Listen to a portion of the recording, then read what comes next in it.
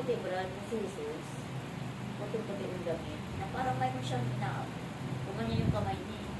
Tapos dito naman, yun kasi si Amang Yahweh. Kita ko na siya dito yung tumiting na lang. Ayun siya nakatayo na nakatingin sa amin. Na ang kanyang mukha ay parang matangkad siya eh. Nakadungaw. Na ang ganda ng kanyang hitsura, yung napakaliwalas. Pero mang patangkad siya. Nasaktan mo ba yung triangulo? Hindi.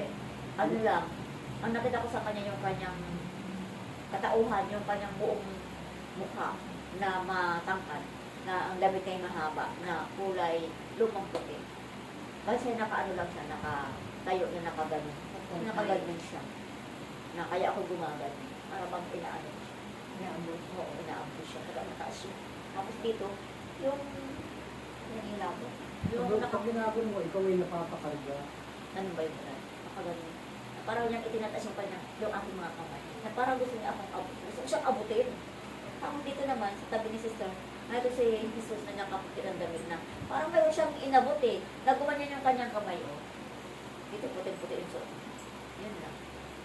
Ay, salamat.